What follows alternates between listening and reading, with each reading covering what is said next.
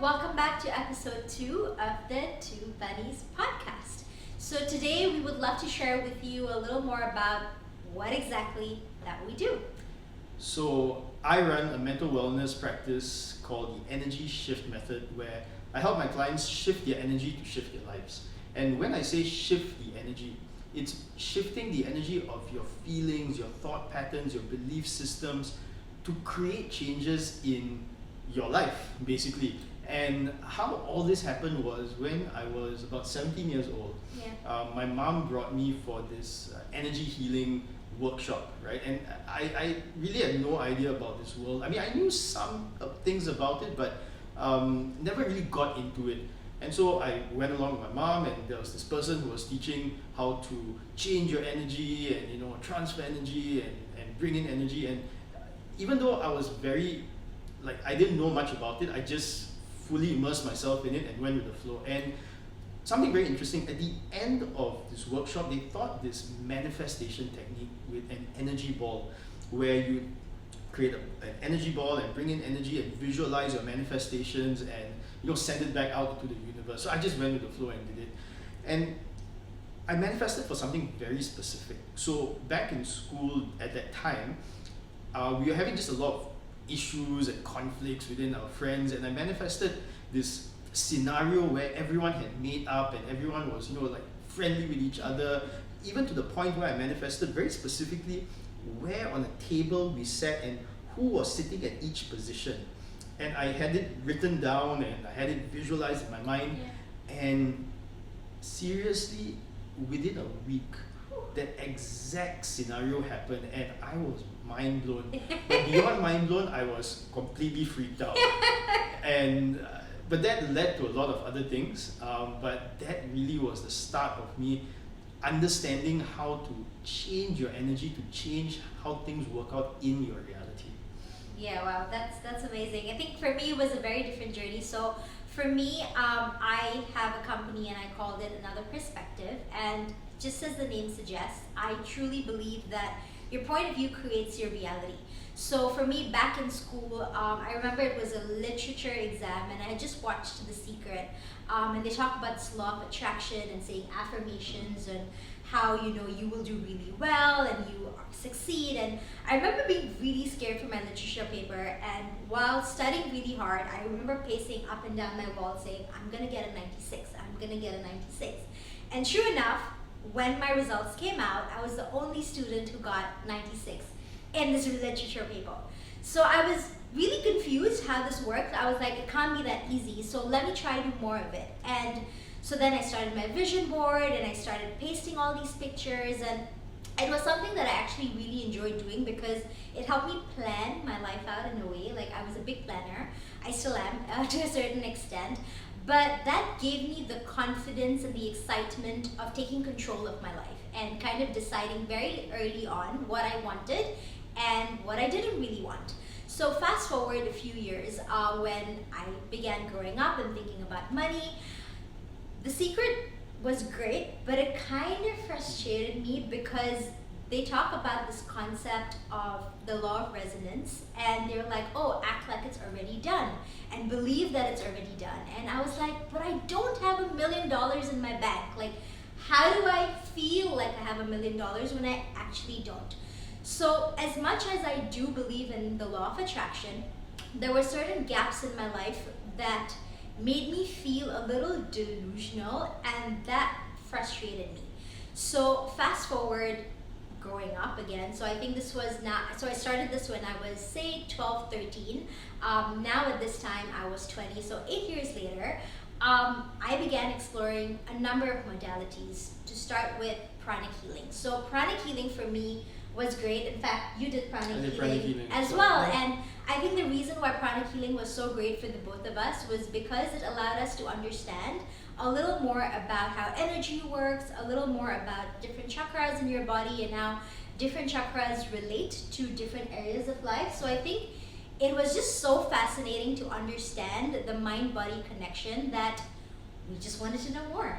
Absolutely. And I think in Pranic Healing, for me, that was the one that got me to really understand the energy world, right? And I learned more about how your thoughts, your beliefs are actually its own frequency, Yeah. and that frequency vibrates with an energy. And when we learn how to identify and shift that, really powerful things happen. And also in Pranic Healing, because I think it was quite hands-on Yeah. in that sense as well.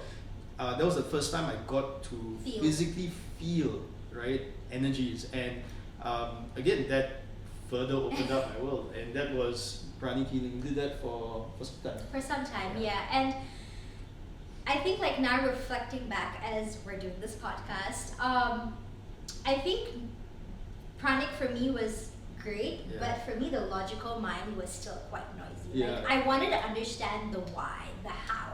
Yeah. And with Pranic, as much as it did touch upon areas like that, like Jay said, it was very you felt energy, right? You could feel it, but I couldn't see it, and that was bugging my logical mind to a whole new level. So I think for that, Jay and I, our background is in psychology. Yeah, and so I mean, you can't help it, right? You can't. Yeah. With a background in psychology, you're always thinking about the patterns, like why are people behaving in a certain way? Why do we have these limitations? Like, Yeah. and we always felt like, as much as we, like to practice all this, we also wanted answers, Yeah. right? And so that we actually opened our mind. We were like, you know what? Let's see what else is out there Yeah. that helps us to use energy work, but also at the same time gives us an insight into the actual thought patterns, belief patterns that's causing those limiting energies to be there in the first place. Yeah, so to help you understand our journey a little more better, I think we missed a crucial point in sharing that a big part of what we do today is because of our internship during our degree. So backtrack a little, both of us graduated in psychology, and we both did an internship in the psychiatric ward in India. Yeah, absolutely. And although we loved the experience, the thing that didn't sit well for us was how a lot of the therapies, right, were very pharmaceutical based and very symptom relief way. So it was always brushing the surface, getting symptoms out of the way, but we always knew that there was something at the core that was causing it in the first place. And Yeah. if we could actually identify and shift the core issue out, Yeah. then we didn't need so much pharmaceuticals, dependencies on pharmaceuticals, and even when it came to counseling, and sorry, don't get me wrong, right? Because we're not advocating for no pharmaceuticals, Yeah. right? Pharmaceuticals are great as a complementary thing, but it shouldn't be 100% dependent on. Yeah. And the idea is along the way to get into a state where you don't really need the medication anymore. And that's something that we Truly, yeah. believed in. So in summary, we have exposure to a lot of this other stuff. So with Jay, it was the energy ball. With me, it was law of attraction, the secret, and then we did a bachelor's in psychology. And then now we're into this world of pranic healing, and we're getting a few answers about the root causes of things, and things are starting to make a lot more sense until we both get married. Absolutely. So, when Jay and I were dating, we were dating for a couple of months before, obviously, we decided to get married. Things were great, right? The reason why we decided to get married was because we knew that we found a life partner in each other. We were very comfortable with each other. Communication was great. And then the ring came on. And as soon as the ring came on, something happened. I think there was a massive disconnect between both of us. It was a very hard, confusing, Yeah.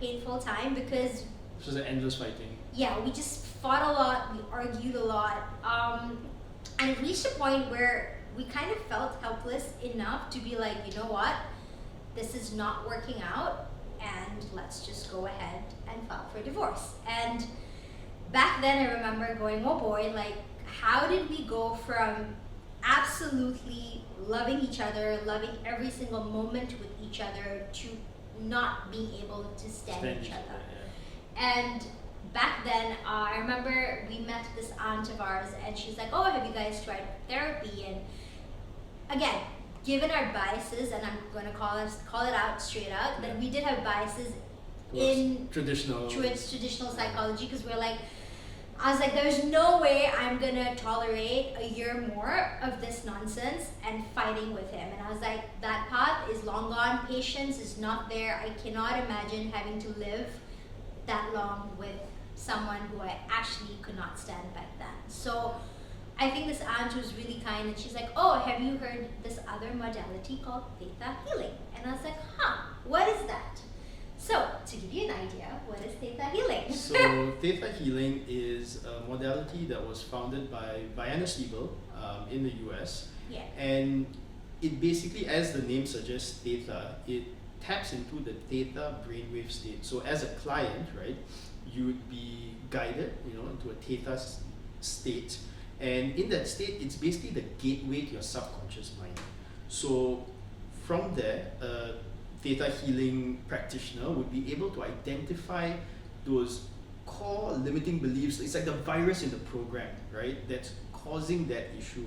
Because when there is a conflict between two people, as much as two people have blamed each other, there's always something about each of the individual that's just not working well, right? The program's just not working very well. So yeah, no, I mean, I didn't mean to cut you. Oh, okay, go ahead. Yeah, I think to give you an example, so one of my biggest drawbacks back then was context. So I come from a very I come from a family where open communication or loud communication is always encouraged. I think it's always seen as you expressing yourself, and so things like tone and words didn't matter as much as long as you were able to express yourself very clearly.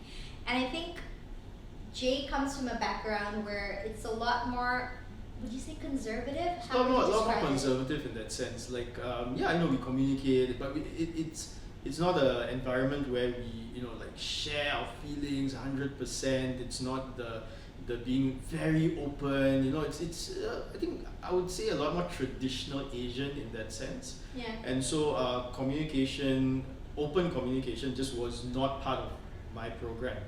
Yeah. So when things got heated, or when Jay couldn't understand what I was trying to convey, I kind of went to the default of raising my voice and yelling, something that I'm absolutely not proud of, but that was my program. And so hearing about Theta healing, like the subconscious mind, I was obviously aware of all of this because we'd done psychology in school, in university, and they do talk about the subconscious mind and how 98% of our thoughts, feelings, and emotions don't belong to us, and how we're a programmed AI machine that's basically the way we react is based on how we grow up. All of that sounded great in theory, but I've never really experienced it firsthand. So I connected with our mentor back then, and she's like, you know what, Preety, why don't you come in for a session? And so I was like, what different can this be? Let's go try it. And so I remember sitting down across her, and she was like, so tell me how you feel when you yell. And I was like, this is such a stupid question. And at the same time, she was like, Preety, just go with me here. And while she's asking me this question, she's already in a Theta state, and according to the Theta healing modality, if a practitioner is in the Theta state, you automatically are in the Theta state. So she said, just go with me here. Close your eyes and tell me, when was the first time you associated the louder you speak, the more you heard? And it was bizarre because just remember, as much as I was trying to come up with a logical answer, this memory popped out of me as a 4-year-old girl trying to tell my mom something, and I was like, Mom, and she didn't hear me, and I was like, Mom, and she's like, yes, Preety, what do you want? And that's when I realized that there is this program in me that says the louder I speak, the more I'm heard, and that was set as a 4-year-old, and throughout my life, now then at the age of 24, 25, that was the program that was still running. And so when I felt unheard, when I felt that misunderstood, my default was to raise my voice and then yell. And so something that I truly loved about the Theta modality was, although this great deep subconscious rewiring was happening, there was this sense of awareness that explained to me why I was the way I was. And that was a big gap that was filled because, as we had shared in our previous episode, this was not answered during our internship in the psychiatric ward. So I think a big part that got us hooked onto Theta Healing for, I think, 9 years now is allowing us to understand why are we the way we are, and it also allows us to help our clients understand that about them. Absolutely. And for me, when I was going for Theta Healing sessions, on just communicating, and I know like guys out there hearing this, especially us who grew up in an Asian society, communication for some of us may not be our best forte. And for me personally, it was, I think once the ring went on, I took on this persona of being the husband, okay? And as a husband, I think looking back at, look, my family brought me up with amazing values. But of course, along the way, we pick up certain values that don't really work later on in life. So one of the things was I felt that as a husband, it was my duty to protect my wife in the sense that I shouldn't burden her with my problems. I shouldn't burden her with my negativity. I shouldn't burden her with all this and protect her. And by doing so, what that meant was not opening up when I was down, not opening up when I felt like, I needed help, not asking for help because, I had to be the man, right? And subconsciously, that was a program inside me that I realized. And through Theta Healing, when that's pointed out to you, it becomes an awareness. And when you're aware of something like that, the healing starts to happen, the shift starts to take place, and you have a choice whether you like to keep, and this is the best part about Theta Healing, is when you identify a subconscious belief, you're given the choice. Would you like to keep it? Is it serving you? Or would you like to rewire it so you can communicate while being a great husband, while protecting your wife at the same time, while having an amazing relationship without having to burden someone? And once you rewire that, then your behavior changes, and then the way you come across in a relationship changes. It's quite powerful stuff.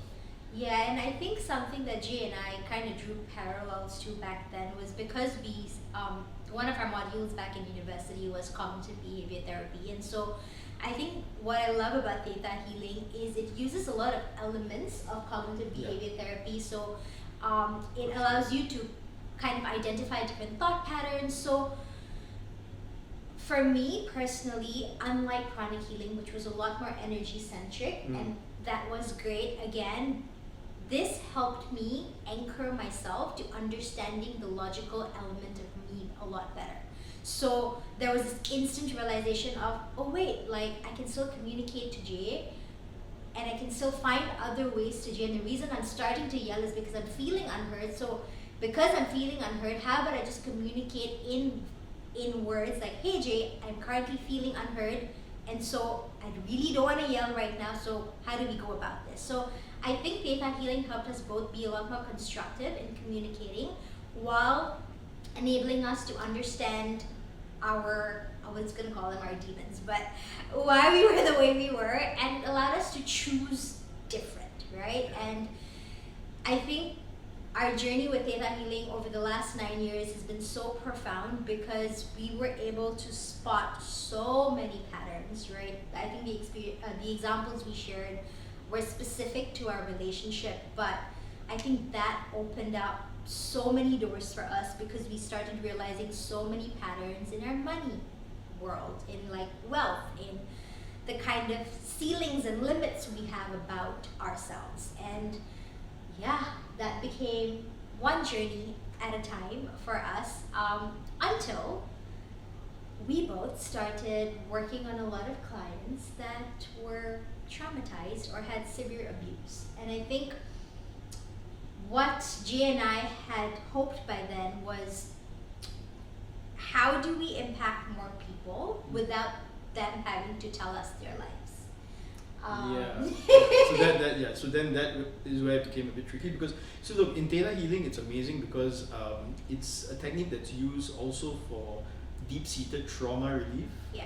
It's used for people who have like had childhood abuse, and somehow it's the things that happen very early in childhood where it's just tucked away deep inside, and it's sort of it forms you into the kind of adult you are, and sometimes it doesn't really serve you very well. So it's great at releasing that, but like Preety said, right, it came to a point where we started getting kids, right, and you can't, kids are not as expressive and are not very cognizant of their own thoughts, and then of course we had people who didn't speak English also. So we really wanted to help these people, and so we thought, okay, let's see what other modalities that are out there that could help without having to do this, conversation, and still be able to shift their lives. And so we came across Access bars. Access bars. So Access bars is a modality that was created by Gary Douglas, also from the US, and it's a light touch modality. So how this works is that you've got 32 energy points across your head, and these 32 energy points correspond to different areas of life, right? So you can see them as warehouses. So you might have a warehouse for all your limiting beliefs around money, a warehouse for all your limiting beliefs around aging, communication. And for example, you might think like money is the root of all evil. If I have too much money, then bad things will happen. Or if I'm too old, I will definitely get sick. So all these are limiting beliefs. And the thing is, it's your beliefs that create your reality, right? So in this technique, we trigger those 32 points that start to dissipate all those limiting beliefs that's holding you back from the best version of those areas of life that you want to live. Yeah, and just to give you a little more context there, so you know how different points in your feet in reflexology connect to different organs in your body, and as you press these different points in your feet, these organs get detoxified. So to compare both the modalities now, Theta healing is very situation specific, right? Like, oh, I would like to earn $10,000, but it's really hard to earn $10,000. Or I would like to get rid of resentment around hating my husband, hating my mom, hating my dad. And so what Theta healing helps with is targeting a particular situation and dissipating all the negative and limiting beliefs around that in order to help you move forward in life with ease. Access bars, on the other hand, helps you vacuum different areas of life, right? It helps you detoxify different areas of life. So you don't necessarily have to have a problem statement. You don't necessarily need to have a goal. What it kind of does is it allows you to press a reset button in your brain that detoxifies all limiting beliefs in a particular area that no longer serves you. So we've come to realize that I wouldn't say we don't combine these two modalities, but these two modalities have a very effective way of helping people be the best versions of themselves. Yeah, so now as practitioners, we use Theta healing from time to time, and where appropriate, we use access bars. And look, the effect is more or less very similar because we are releasing subconscious belief systems that don't no longer serve you. And that's what we do. So now we have our own practice, and we love doing this. We travel the world doing this, and it's really our passion. Yeah. And we hope in this podcast to share a lot more specific examples, about what we've shifted, how we've shifted, and what the outcome actually has been for us and our clients as well. Yeah, and so in the following episodes, we'll do a deep dive into different areas of life, and like Jay said, be a lot more specific in the before and after. So we hope you will follow us through this journey, and see you in the next one. Thanks for following, guys. Bye.